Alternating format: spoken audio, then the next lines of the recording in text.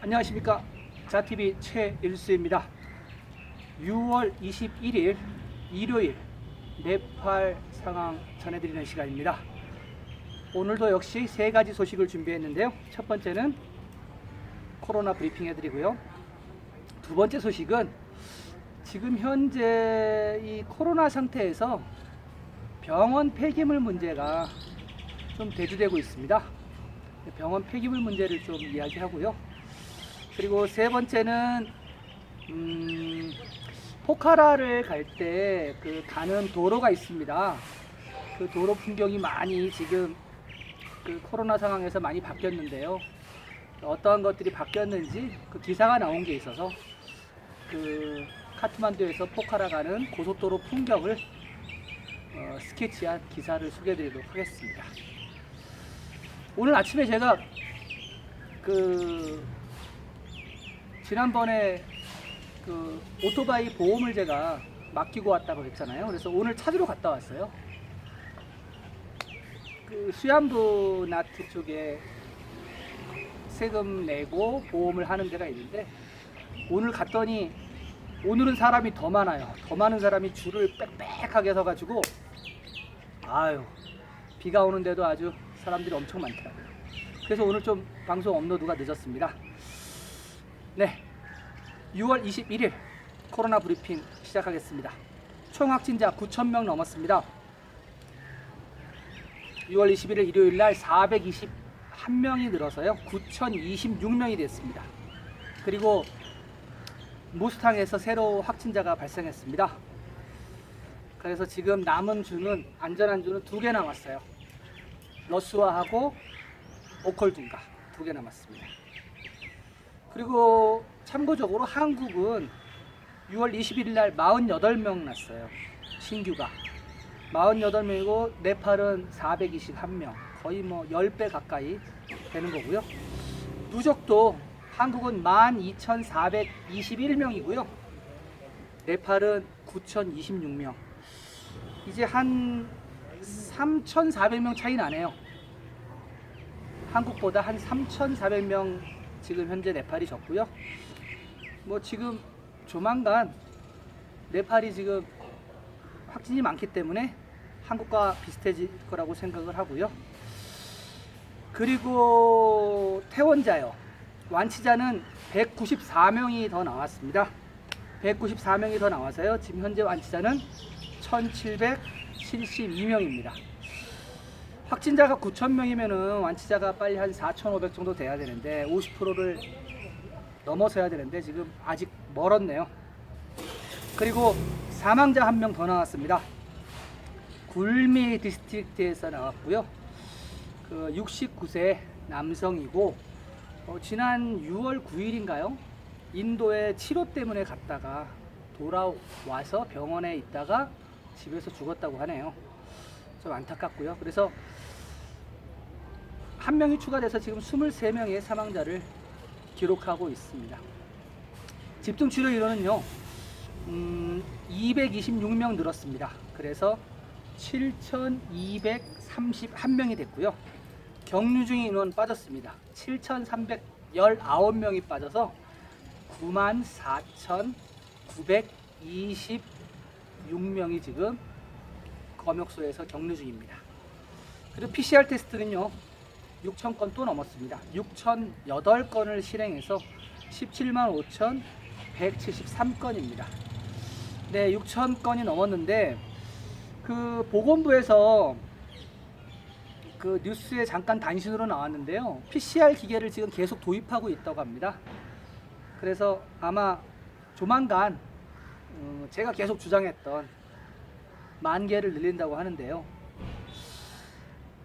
정부에서만 그냥 꾹 움켜쥐고 하니까 이게 안 되는 것 같은데 왜 민간의 도움을 요청하지 않는지 정말 잘 모르겠습니다. 민간 병원들의 실험실하고 그리고 연구소들이 많이 있는데 전혀 이용을 하지 않고 있고, 그리고 PCR 테스트 기계도 지금 뭐 한국 같은 경우는 뭐 6시간 만에 나오고 그러잖아요. 근데 지금 네팔에서 쓰던 게 지금 PCR 테스트가 하루에 뭐 기계 하나에 80건 하고 그것도 한 번 나오는데 뭐 뭐 8시간 걸리고 막 이러는 기계였거든요. 그래서 좀 새로운 기계 좀 빨리 사고 그렇게 하면은 좀 빨라지지 않을까 좀 생각을 하고요. 네, 모기가 많네요. 네, 코로나 소식 이렇게 하고요. 두 번째 소식입니다. 병원 폐기물 나오는 게 말하자면 이제 뭐 여러 가지 뭐 감염된 것들이 많이 나오잖아요. 이제 거기에 대한 문제가 지금 대두가 돼서 신문에 실린 게 있어서 제가 준비해 봤습니다. 자, 그러면은 소식 전해드립니다. 병원 폐기물 처리 문제. 코로나는 기본적인 위생이 얼마나 중요한지를 사람들에게 일깨워줬습니다. 그러나 네팔은 병원에서 감염된 폐기물을 안전하게 관리하기 위한 인프라가 아직 좋지 않습니다. 코로나 전염병은 부자 나라와 가난한 나라의 건강 시스템이 어떻게 기능하고 있는지를 잘 보여줬습니다. 네팔의 건강 의료 시스템은 느슨하고 체계적이지 않습니다. 병원의 서비스 품질과 치료 기술에 대해 아무리 많은 이야기를 해도 대부분의 병원에서는 정상적인 상태에서도 병원 환자들에게 필요한 기본 서비스조차 받을 수 없었습니다. 병원은 최소한 먹을 수 있는 안전한 식수와 깨끗한 화장실, 그리고 손 씻는 곳이 잘 관리되어야 하고, 그리고 감염 폐기물 및 기타 폐기물의 안전한 관리가 이루어져야 합니다. 그러나 네팔에서는 그렇지 못합니다. 병원에서는요, 생수를 사다 먹어야 하고요. 화장실을 가려고 하면 밖에서부터 코를 막고 들어가야만 합니다. 더 나쁜 것은 병원의 감염 폐기물이 감염의 인큐베이터가 되고 있다는 점입니다. 약 1년 전 가디언지에 발표된 보고서에 따르면요, 매년 전 세계 약 100만 명이 폐기물 관리 부족으로 인한 감염과 질병으로 사망한다고 합니다. 세계보건기구 WHO 최근 수치에 따르면요, 전 세계 환자의 15%가 입원 중에 또 다른 감염을 받고 있다고 합니다. 네팔엔 상황이 여전히 끔찍하지만 아직 자세한 연구가 이루어져 있지는 않습니다. 네팔의 폐기물 관리법 2011과 건강 폐기물 관리 가이드라인 2014에 따라 각 병원과 건강관리기관은 배출된 감염 폐기물을 적절한 기술과 폐기물 관리를 통해 소독 처리되어야 한다고 규정하고 있습니다. 그러나 대부분의 병원은 이 법적 조항을 이행하지 않고 있습니다. 병원과 이 건강관리기관은 왜 이러한 민감한 문제에 무관심할까요? 네팔에서는 매일 6,000톤의 도시 폐기물이 배출되는 반면 병원에서는 약 75톤의 쓰레기가 배출이 됩니다. 그 중에서 건강 관련 폐기물은 감염 폐기물을 말하는 것 같아요. 전체 폐기물의 2%에 불과합니다. WHO와 네팔 보건기구가 실시한 최근 연구에 따르면 감염성 유해 폐기물은 건강 관련 폐기물의 15에서 30%를 차지합니다. 그런데 네팔은 감염 및 오염된 폐기물을 별도로 처리하지 않기 때문에 대부분의 병원 및 건강시설 폐기물은 감염 및 전염 위험성이 큰 실정입니다. 출처가 제대로 분리되지 않으면 병원에 감염된 폐기물 양이 증가할 뿐만이 아니라 이 폐기물로 도시 쓰레기 전체가 감염될 우려가 있습니다. 이로 인해 병원 폐기물뿐만이 아니라 전체 쓰레기가 감염이 되고 있습니다. 코비드-19 사태 동안 그러한 폐기물의 양이 평소보다 몇 배가 늘었습니다. 그러나 이런 상황에서 최소 표준에도 미치지 못하는 이러한 관리 시스템으로 지금 전염병은 확산일로에 있습니다. 병원과 건강 서비스를 제공하는 곳은 병원 폐기물에 대해 진지하게 생각해 봐야 합니다. 모든 병원과 건강기관은 첫 번째 책임이 다양한 기술을 사용해요. 병원 내 감염을 예방해야 할 것입니다. 고압 멸균 방식이나 마이크로파와 같은 기술을 사용하면 감염된 폐기물을 소독할 수 있습니다. 자동 고압 멸균기는 설치 및 작동이 쉽기 때문에 이 기술을 네팔에 적용한다면 아주 쉽게 적용할 수 있을 것입니다. 네팔의 여러 병원에서 실시한 최근 연구에 따르면 침대 하나당 매일 2kg 쓰레기가 생성이 된다고 합니다. 그렇다면 이를 위해 250리터 용량의 작은 자동 고압 멸균기를 하루에 4번 가동을 하고, 그리고 만약에 쓰레기량이 늘어나면 기계를 6회에서 8회 작동시키면 될 것입니다. 100개에서 250개의 침대가 있는 병원은 자동 고압 멸균기 방식으로 수거 처리하는 시스템 구축 비용이 600만 루피에서 1000만 루피가 소요될 것으로 예상이 된다고 합니다. 만약 자동 고압 멸균기가 설치되면 간단한 유지 보수만으로도 수년간 작동시킬 수가 있습니다. 운영 비용은 킬로그램당 15루피에서 25루피입니다. 100개에서 250개 침대가 있는 병원일 경우 50만 루피에서 최대 100만 루피입니다. 결국 모든 병원은 병상만 늘릴 것이 아니라 위생 및 건강 폐기물에 필요한 최소한의 인프라를 구축하여 전염성이 없도록 해야 할 책임이 있습니다. 코로나 전염병은 정기적인 손 씻기, 마스크 사용, 뚜껑 있는 쓰레기통 사용 등 기본적인 위생 규칙을 가르쳐 왔지만, 쓰레기통에 감염된 폐기물을 관리하는 방법과 그 효과에 대해서는 많은 관심을 기울이지 않았습니다. 평소와 같이 모든 종류의 쓰레기를 안전하지 않은 방식으로 덤프트럭으로 도시 한켠에 모은다면 병원 쓰레기로 인해 또 다른 감염 양성소가 생길 것입니다. 코로나는 기본적인 위생이 얼마나 중요한지를 사람들에게 가르칩니다. 그러나 병원과 보건기관에서 감염된 폐기물의 안전한 관리에 필요한 인프라와 기술을 운영하는 데 필요한 교훈은 아직 배우지 못한 것이 아이러니합니다. 네, 기사는 여기까지고요. 네, 이렇습니다. 도시에서 쏟아지는 게 6,000톤의 쓰레기가 쏟아지는데, 거기에서 이제 병원께 아까 말씀드렸다시피 75톤 쏟아진다는 거죠.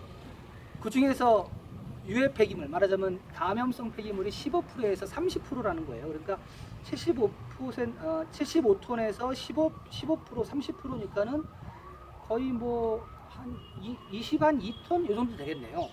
근데 이 22톤이 그 6,000톤 쓰레기랑 섞인다는 거예요. 따로 지금 분리하지 않고 있습니다, 네팔은. 한국 같은 경우는 이제 그 병원에서 나오는 그 소각로가 따로 있잖아요. 소각장이 따로 있고 외부에. 그리고 그거를 이제 전문적으로 처리하는 업체가 있는데, 네팔은 없어요. 그냥 비닐에 묶어서요, 그냥 일반 쓰레기랑 같이 합쳐져요. 그러면 이게 어떻게 될까요? 지금 이제 코로나가 이렇게 창궐하고 있는데 거기에서 오염된 것들이 많이 나올 거 아닙니까? 그리고 만약에 그걸 처리 방법을 모르는 사람 같은 경우는 그거를 불태우면 안전할 줄 알고 또 불태우고, 그럼 불태우면 거기에서 또 다른 또 유해 물질이 나오잖아요. 다이옥신이라든지 이런 것이 또 나와서 암을 유발하고. 그러니까 아직 그 네팔이 이런 것이 형성이 돼 있지 않다는 거예요. 병원에서 쓰던 뭐 그냥 감염물 있는 거 그냥 쓰레기통에 모아갖고 비닐에 묶어서 그냥 버려요. 이게 문제라는 거죠. 그래서 이것도 이제 네팔에서 이제 문제가 되니까 이제 신문에 이렇게 나오는 거예요. 그래서 고압 멸균기라 같은 거 이제 도입하자 이렇게 지금 여론을 갖다가 환기시키는 거고요. 저도 몰랐던 거예요. 요번에 이제 기사를 통해서 알게 된 거고요.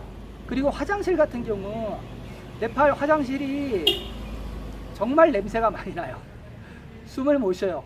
여름에 가잖아요. 그 후끈후끈한 그 열기와 그 밑에서 그 냄새, 수세식이긴 한데 그 덕지덕지 붙은 그 덮개가 있는 그 아주 그냥 위생적이지 못합니다.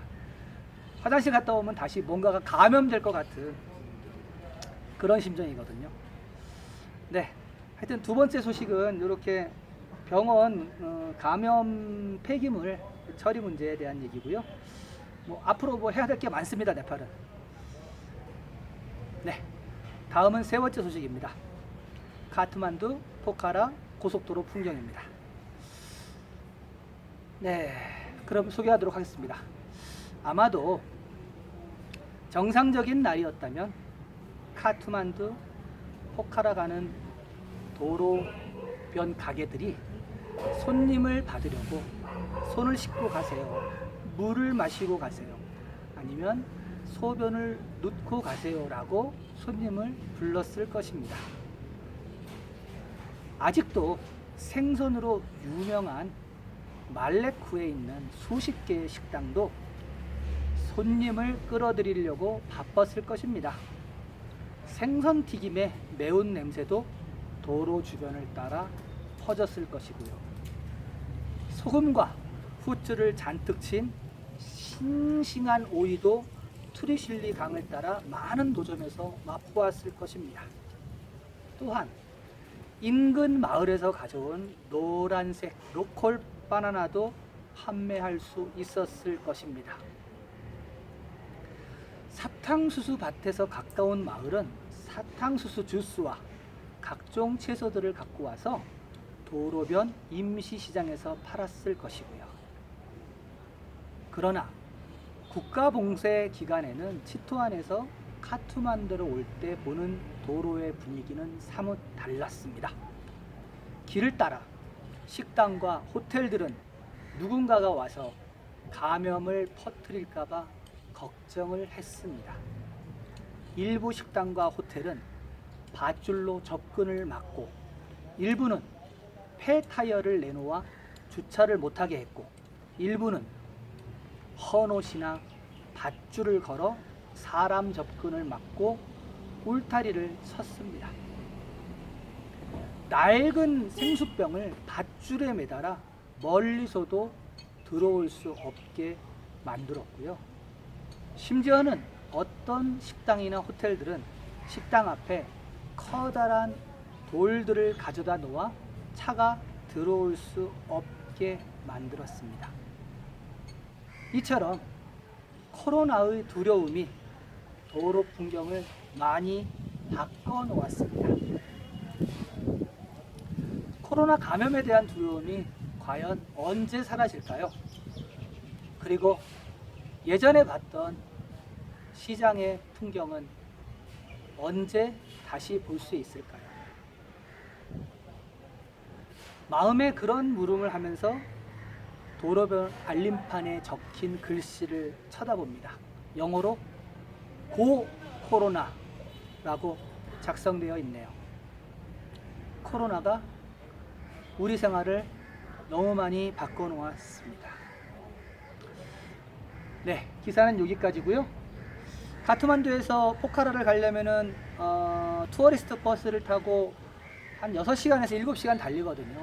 그러면은 그 도로 주변에 뭐 노점상도 많고 식당도 많고 뭐 찌아집부터 커피숍 엄청나게 많아요.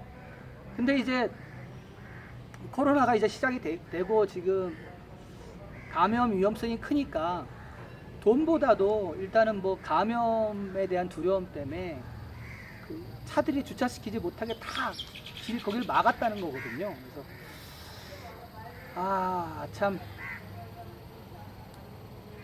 그 한 카트만두에서 포카라까지 한 220km 정도밖에 되지 않는데 도로 사정이 안 좋고 그리고 구불구불하고 그러다 보니까는 6시간 7시간 걸려요. 뭐 한국에서는 상상도 할 수 없는 일이지만은 그 한국에서 명절 때 가는 그 시간하고 똑같이 걸린다고 생각하시면 돼요. 근데 도로 풍경이 많이 바뀌었네요. 제가 오늘 영상 처음 소개하는 그 소개 화면에 사진 4장을 같이 올렸습니다. 그래서 그 도로본 풍경이 어떤지 그거 살펴보시면 될 것 같고요. 한 3일 있으면은 10,000명 돌파할 것 같고요. 그 보건부에서 계속 준비를 한다고 하는데 어떻게 될지 모르겠습니다. 한 8월까지 한 4만 명 되지 않을까, 뭐 이렇게 조심스럽게 좀 예상을 해보고요. 오늘 방송은 여기까지 하겠습니다. 그리고 계속해서 네팔 소식 받아보실 분들은 구독과 알림 설정 해주시면 감사하겠습니다. 시청해 주셔서 감사합니다.